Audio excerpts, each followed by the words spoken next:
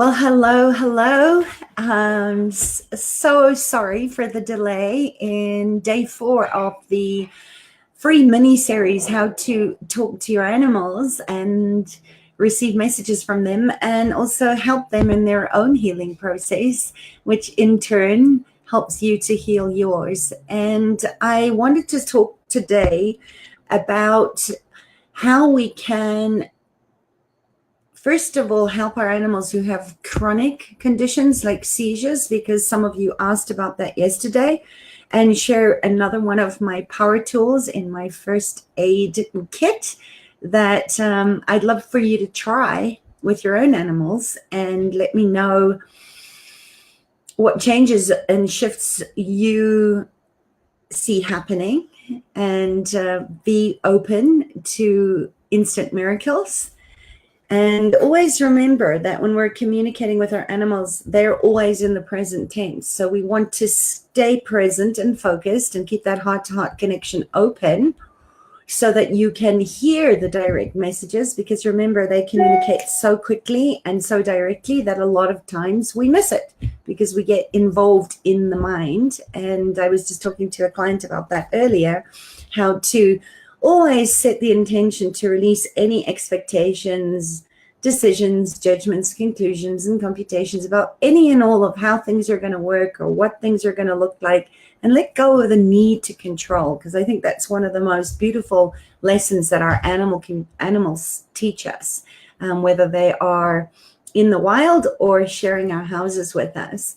And to just remember that they are here to guide and to teach us lessons, either through positive or negative perception filters, and to also show you what is happening in your worlds.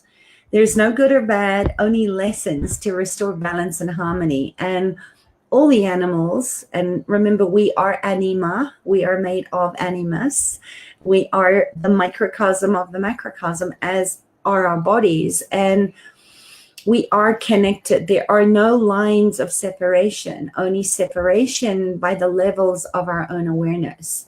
So just know that I talk about this often, that I see this as a separation sickness, a disease where we've cut off and we've disconnected from nature and the earth dever and our own body dever and the animals and our natural responses. And it really is time to remember and reconnect and become whole again. And the river systems and the termites and the bees, they all carry the stories with their huge intelligence over millennia. And it just seems very apt today that we are in a time of a full moon where we're really being asked to stay in our truth and trust what we know and trust what the animals and nature are trying to teach us. And when we look at the morphic field of a certain species, they often have told me that they see the destruction of what separation of humans is creating, and that is our lack of relationships and the projections and the lack of relating.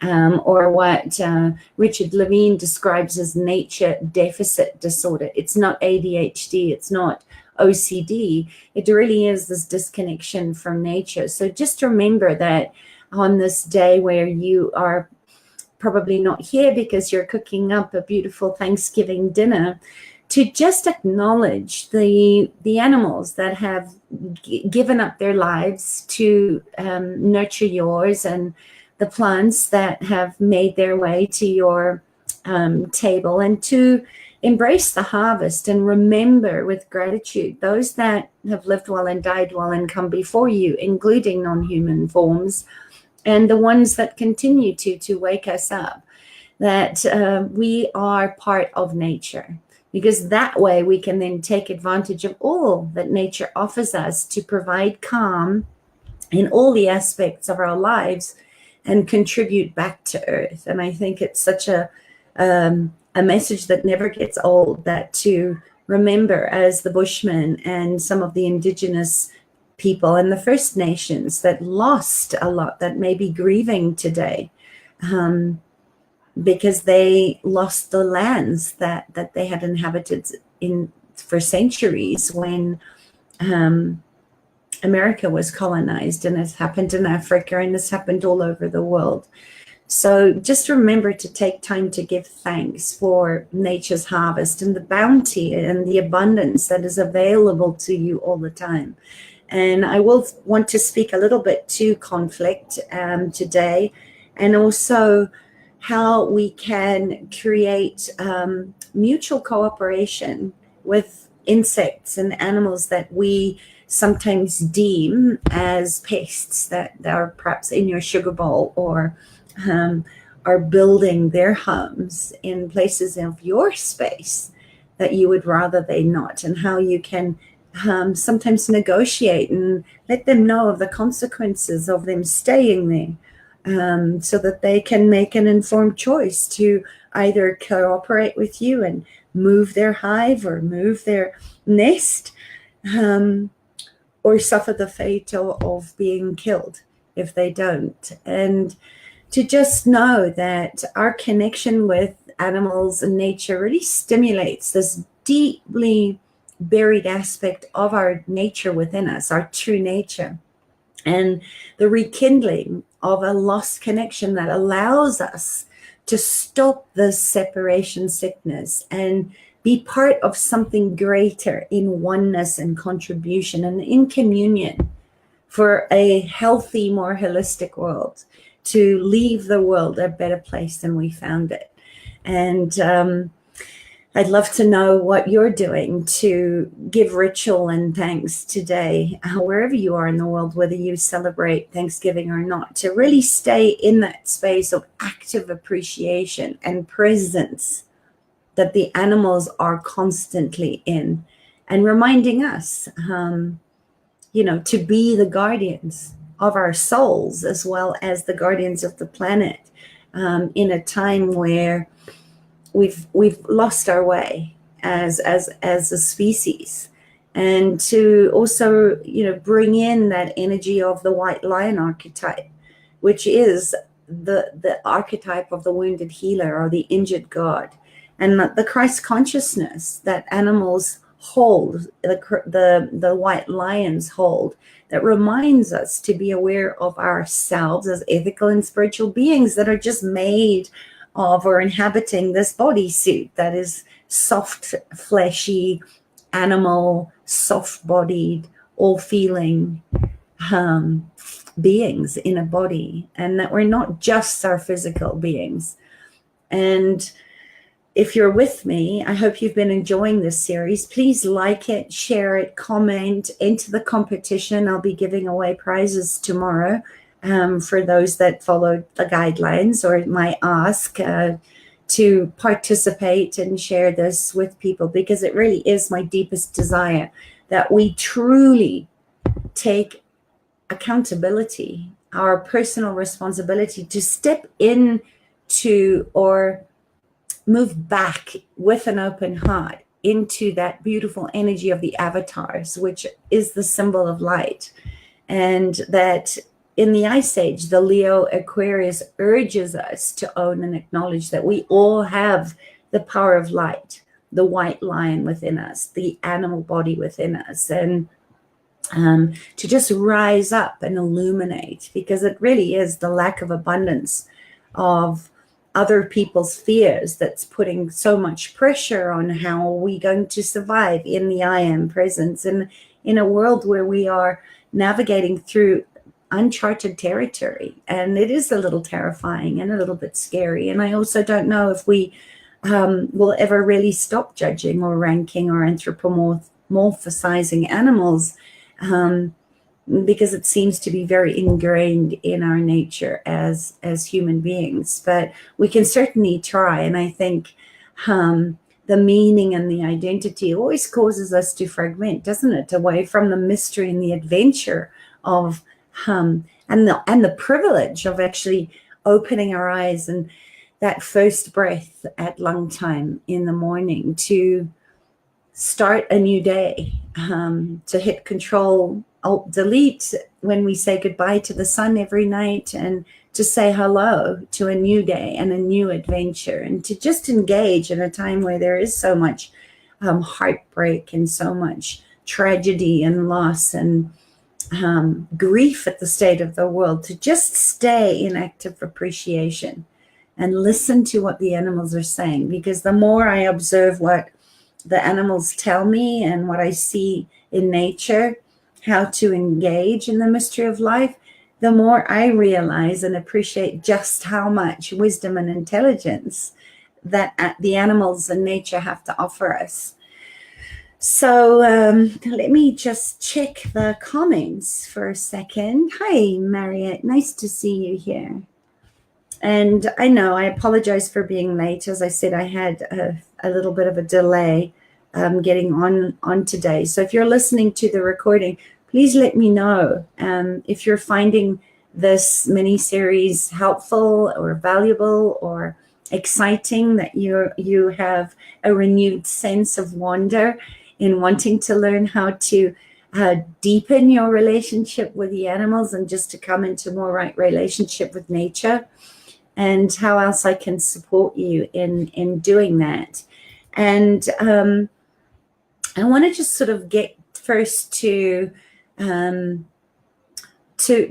look at the conflict of animals that maybe are in spaces that you would rather not. And then I'm going to go on and give you a body process that you can use specifically for any kind of traumatic brain injury, or seizures, or any kind of sort of mental disharmony that may be showing up in your animals. And of course, all these body processes work for people as well.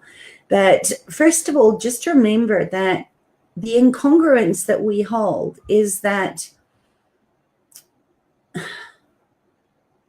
we are highly sensitive, empathic beings. And if you have a creative mind, you probably were the ones that were made fun of or didn't do so well in sort of the way the right brain analytical schooling systems are set up.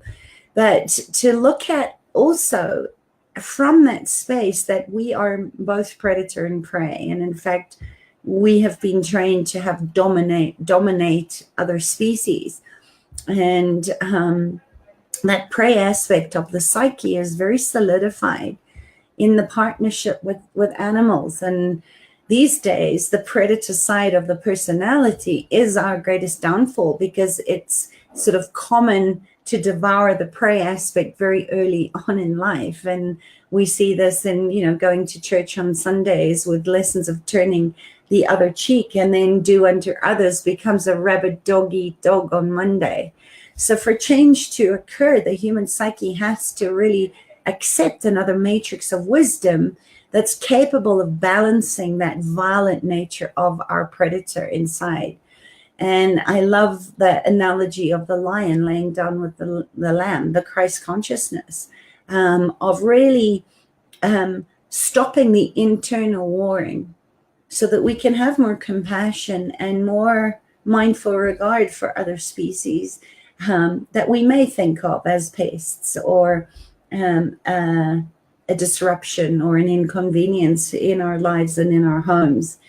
And to really start to look at that space again of, with the whole planet and humanity teetering on destruction right now, what will it take for us to wake up and gain our lion-hearted leadership and the respect of the lions and the animals and nature again? Because our deepest fear really is that we are not enough. And we need to start to look at how we can use our internal resources and our own power to create light in the world and free ourselves from the lack and scarcity and poverty programs that have been running humanity into disregard for other species and for the way that we're using up the resources of the planets and the oceans. And I know it may seem a very harsh universal law, which dictates that only the successful survive, but we have to really look at how the concrete jungle has really turned us away from opening our hearts and looking for mutual cooperation and looking at what's in it for me and what do I have to lose, rather than looking at the success of the team or the collective is so dependent on the strength of us as individuals, to really each step into our own gifts and talents and capacities and then serve in a greater way, to concentrate on our strengths rather than our weaknesses. And what nature shows us so well is that when we're working toward increasing our own personal strengths, we bring more fulfillment and bring our communities and our humanity closer to that space of heartfelt, lion-hearted leadership. And that's what I want for you. So just know that I think that all disease, and the disease of the mind or the disease of the body, it all has a very spiritual base, a very symbolic reference, and that we owe it to ourselves, don't we? And the people that we're here to serve, to let ourselves be found and be the voice that we are all being called to be in our questions, not in the conclusionary reality, and allow life to use you in a good way, to bring to you the answers, and then embrace it. The same way that when we get information back from the animals or the wild ones, of the reasons why they're doing what they're doing, that we can actually be in allowance of that, and then look at if they're willing to change their minds. I know many times I've had a hive of wild bees hanging in under my porch when I lived in Cape Town, and every now and again when it got really, really hot, they would swarm, and they never stung anybody, but it was a little terrifying for my cats and my dogs at the time. And when I asked them, what it would take for them to move their queen to the back of the property where nobody ever went, and it was much quieter and away from the road, and that I would plant them some beautiful flowers just for them to use to make their honey, they did comply and move, and I didn't need to disrupt their hive. They were happy to relocate themselves. And also, I think telling them the consequences of them not being able to come to some mutual agreement with you could be the death and demise of not only their own lives, but to the whole of the hive in that case, or to the whole of the termite or the ant nest. They do comply. And then you don't have to, put down poisons or go into killing mode to get the outcome that you want. So just always know that, your message becomes like the lighthouse, and then you get to create a whole different possibility when you come from mindful regard, which is what the whole trust process is based on, and also being willing to follow through if there is a request from an animal or insect that actually doesn't make you very comfortable. But to always look at what is possible in the situation and treat every situation differently, because that's the only way that we can come back into right relationship with nature and stop taking more than we need and stop destroying and throwing away, and look at what we're pouring down our drains, and look at how we are consuming without giving back, which is another thing that I think Thanksgiving really teaches us, is to, give thanks, an act of appreciation in a way that isn't all take, but offering, some water back to the water elements and the water dragons and the nature elements that live in the water, and giving an offering to the air and giving an offering to the earth. And I show you how to do a lot of that on the spiral path, the shamanic journey through the compass directions of the ancient medicine wheel. So if you're interested in that, please have a look at that up in my store on my site.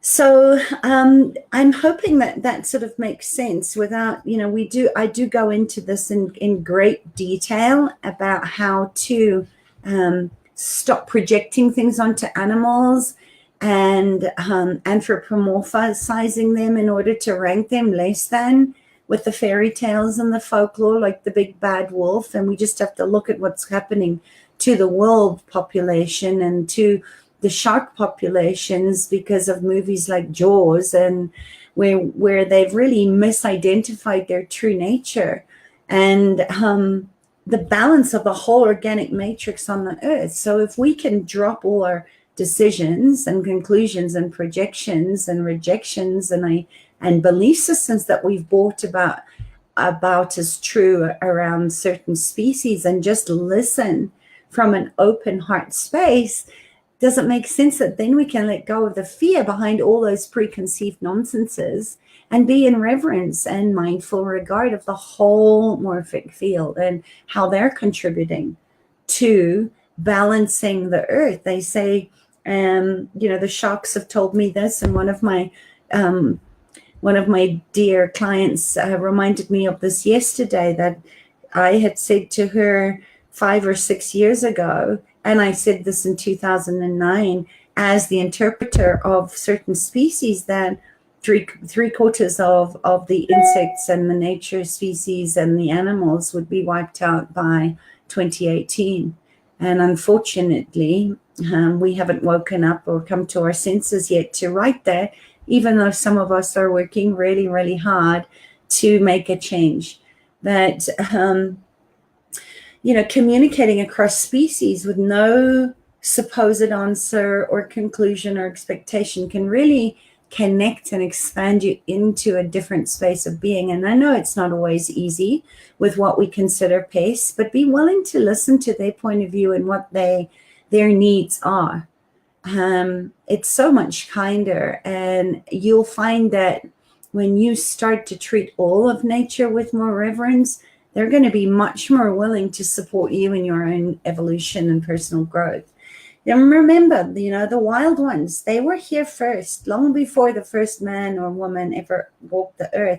And sometimes asking them to leave is not an option. So giving an alternative from empathy, from compassion, from a widening of your perspective by just checking your inner state.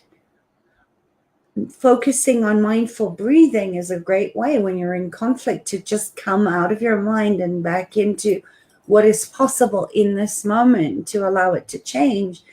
And then you can start appealing to their true nature. Like I said, with the ants or the cockroaches, you can ask them to also slow down their reproductive rate or to move their queen to a space clear of your house. And when we really truly examine the role that we as species have on our environment, then we can choose a kind of path to what we're cleaning our houses with, what we're washing our clothes with, what we're pouring down drains, and what we're throwing into the dumps and the oceans, and the effect that we're having on our river systems and the oceans. It really is the butterfly effect. So as much as we can use that for the greater good of all, we are also at the moment there's not quite enough people that have raised their consciousness up to turn that tipping point, but it is possible. So just know that when you communicate with the wild ones, ask open questions like how will they move and what concerns them and how they see through their eyes, because wild animals and insects, they're clairsentient, and their replies, as I've said over and over the last couple of days, are very direct and very simple wisdom, and their truths are incredibly profound gifts. They're beautiful because they come from the heart, and their conversations are always going to be very deep and quiet and short, because they don't know about trivialities. When we have domestic animals that live in our headspace all of the time, they do. They're not as direct and succinct all the time. But they always say that, the world isn't flat, and it's simply about survival and reproduction and play. That's it. Domestic animals, yes, they can handle our mind chatter, but we also have to realize that they sound different from the wild ones because they've lived with us and they've interfaced with us over the years. So they do sound different to wild animals, but their messages are just as profound and their lessons are just as eye-opening if you can just quieten your mind down and listen with a whole heart. And when I say listen, I mean with a felt sense of listening, not with your five senses, but really to activate that sixth sense. So yeah, so it's a beautiful thing, to start to connect maybe with one ant to start, and then you can connect with the whole ant. What is it? It's not a hive, anthill. And then you can connect with the breeding ant or the queen ant, and you can have a conversation with her. And then you can also start to connect in with the morphic field, what Rupert Sheldrake describes as how members of a particular species can be affected by each other at a distance. And we see this with elephants that just send out messages across kilometers and kilometers, warning each other of an impending tsunami to move to high ground. That is the morphic resonance field, where it might create their own non-material fields of influencing their survival mechanisms or their fight-flight mechanisms or whatever it is that's going on that's going to ensure the survival of the species. And Rupert Sheldrake's sort of extensive observations of human-animal relationships sort of suggest that morphic fields are created when living creatures form an emotional bond. They have thoughts and they have feelings and they have emotions, and they're much more connected and much more liberated in showing and expressing how they're feeling. And they don't hide it or filter it like we do. When an animal is afraid, they show fear. When they don't water it down or pretend it's not there or shove it away. They're in the emotion, in the moment. And the greater the bond, the stronger the field. It's the same with us. So when members of the same social group are apart, their field continues to connect them, and it acts as this beautiful channel for communication. It's like radio waves, and it offers a very sort of theoretical framework for the concept of telepathy. Because each natural system or morphic field, it has its own kind of frequency, or what we call a matrix. So if you look at like a swallow field or a lion field, or you can even go as far as into your gut microbiome, they have their own morphic field. We have an insulin field. When we talk to the spleen and the pancreas, we have the oak tree field, and so on. And in his book that I was talking about the other day, Dogs That Know When Their Owners Are Coming Home, and other explained powers of animals, it offers so much evidence to support these theories. And Swartz and Russock were another lot that described that living energy universe is explored as a grand organizing design. So think of it as our plugging into cosmic Google. The grand design is everywhere, spreading universal memory through all time and all space and all dimensions and all realities. And it makes it possible for us to have access to information beyond our five senses and also beyond our personal experiences, because obviously the way we experience the world through our five senses is where we start to get distortions on our field of what's true and what's not. So they suggest that the sort of DNA dynamic code, or the node antenna, is actually it's divine DNA. It records the information so that we can fulfill the role of our species, of tuning into that information or that Akashic records. And I love that idea, that if we can go into Akashic records through and with the help of our animal guides and our spirit, our team players or our ancestral helping spirits, then there's no reason why we can't go forward into the future to start to change the predicted outcomes.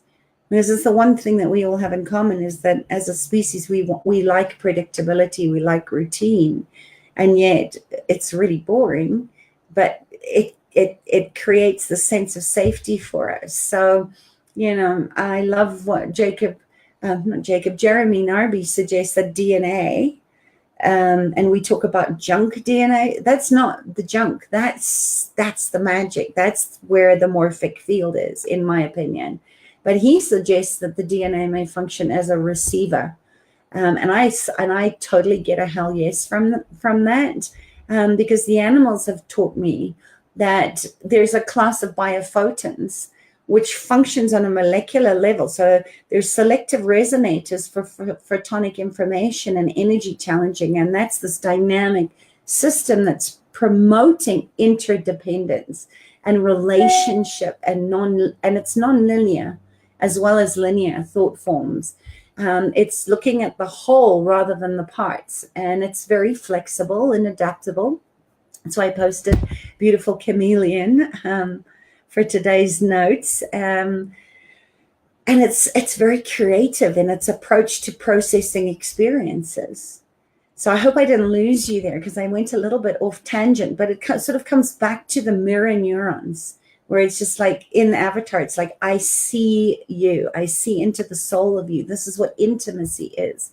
Into me see. Well, if I can't see into myself, I cannot form and nurture those relationships that are based on empathy and compassion and feelings, right? Emotional congruency. And I think the mirror neurons play a big part in that. And also why, when we look into the eyes of a beautiful animal, we feel that soul connection, because they're mirroring back to us our pure potential that perhaps we haven't expressed yet, and why they're such incredible teachers. So I hope that's given you some food for thought on, how to deal with the so-called pests, or the flies that we don't particularly like, or fleas, that you can actually ask them, slow down your reproductive cycle, go and they all serve a purpose. Even though we dislike them, if you just think about the consciousness of a fly, it's miraculous what it does in decomposing dead flesh and our waste for us. And yet we're killing the flies that are part of the balance, that actually are helping in the natural order of things to decompose our waste. So it's a beautiful thing to start to widen your perspective and actually see the beauty and the contribution of what we have labeled as pesty or disgusting or of no value. Although I still haven't quite figured out what mosquitoes' values are, but perhaps it is to be able to be invisible, especially when you turn the light on and you're trying to find the mosquito, that they have this gift of being able to disappear like magic so that they can't be killed. So I think I'll leave it at that for now.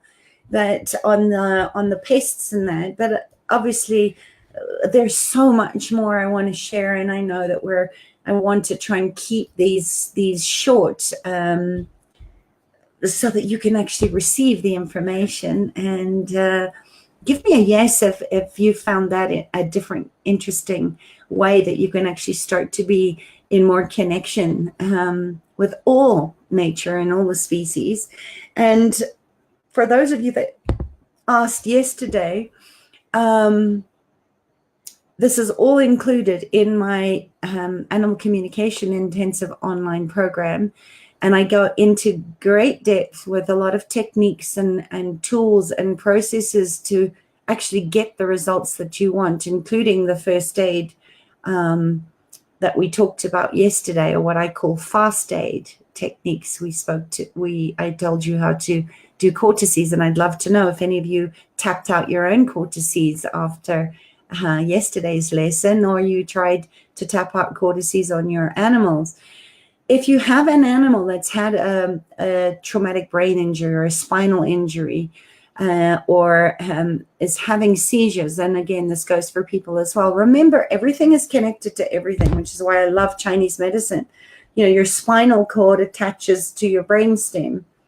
There's an electrical component to your brain and your spinal fluid and your the fluid in your brain, you know, and the meninges, and how everything is connecting, and everything has its own consciousness, and every part of the brain, every aspect of the thalamus, for example, is talking to other aspects of the thalamus. And this is where the Bodytalk, Parama Bodytalk, and epigenetics work comes in to play, and causes incredibly dynamic changes in disease, especially chronic disease. So use cortices for those situations where you're trying to restore a healthy brain balance. If you have brain fog, if you're feeling exhausted or overwhelmed or confused, if your dog is sort of showing signs of dementia, they also get it. A lot of it, I think, has to do with the subpar food that they've been fed and the over vaccination, and that's a whole nother topic that we go into depth with in my course. But just know there are ways that we always want to prevent rather than try and cure. And we want to be promoting wellness, not a sick care model. So getting your animals onto a raw food diet, increasing essential fatty acids like coconut oil. I love coconut oil, and I love evening primrose oil. I prefer the plant-based ones to the the omegas and the krill oils, because it's depleting the krill, and the whales don't have any krill to eat.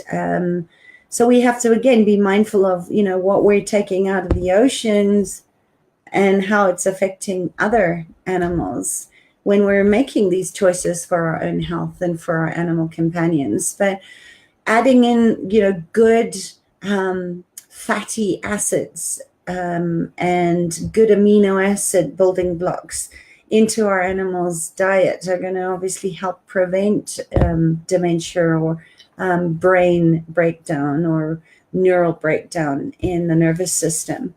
But if you do have an animal that is there, look at fast aid using the cortices technique, and obviously the more consistently you do this. I had a client that's child was having 40 to 50 seizures a day.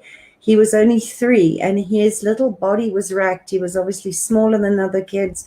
He was underweight because it takes an incredible amount of energy in those seizures, and he had to wear a helmet all the time. And I've seen this in a lot of dogs as well, that have suffered abuse or been beaten or hit on the head, or have dementia because of previous trauma to the brain or the spinal cord. So daily cortices does wonders. And the other process, so here we go. If you've got a pen handy, you might want to write this down, or you can PM me, send me a message over on this Facebook page. Go to that little blue box that says send me a message, and just type in there,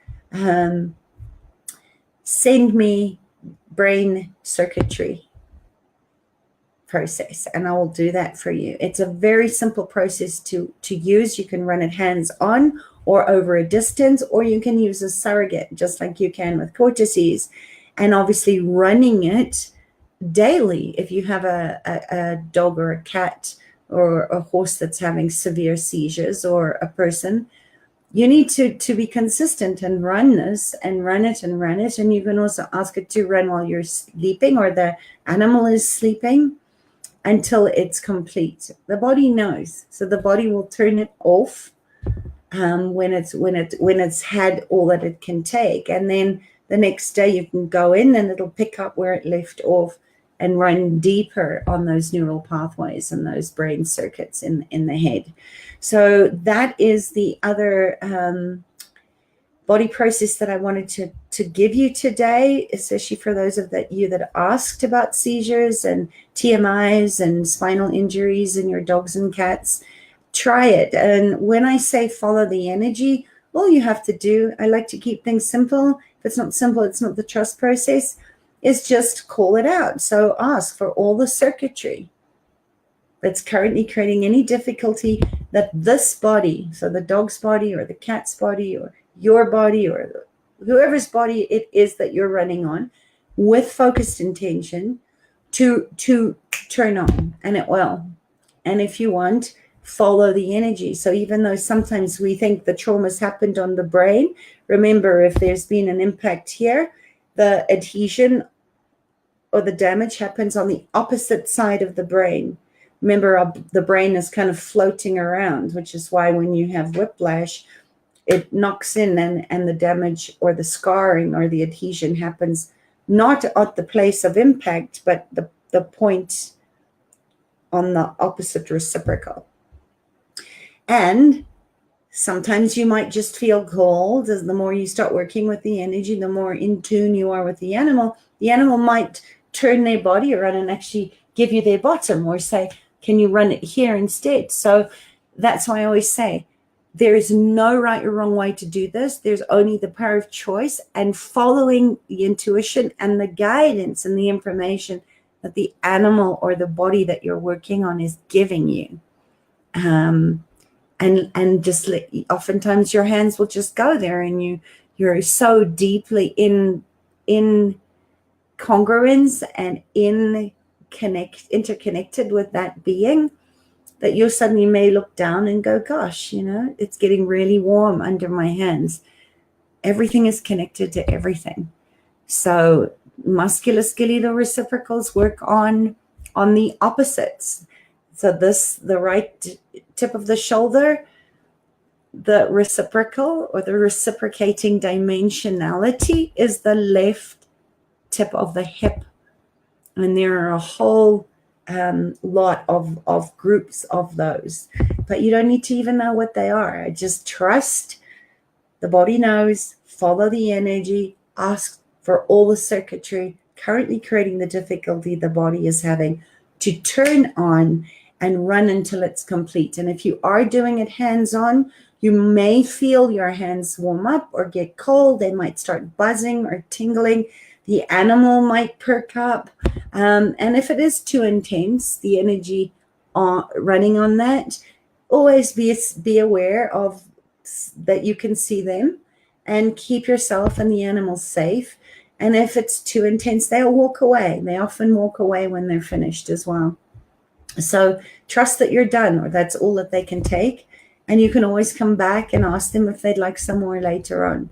When they start to realize that you're actually helping them and you're delivering something that feels really, really good, I go into great detail in this when we start to work with the trust process, where oftentimes when it starts to be safe for the animal to start lifting up the pain out of the tissues, it can be quite painful. And you've got to be aware that they could lash out and bite or kick because it's sore. So we need to be very mindful of our energy and be mindful of what's going on in the animal's body, and be able to back off and maybe run it from a distance or run it on yourself as a surrogacy for the animal. But there's lots of alternatives and lots of ways to be able to do that. So I hope that you found that helpful and valuable. If you have any other questions, tomorrow is going to be an open Q&A. So I'm happy to go wherever you want and let you know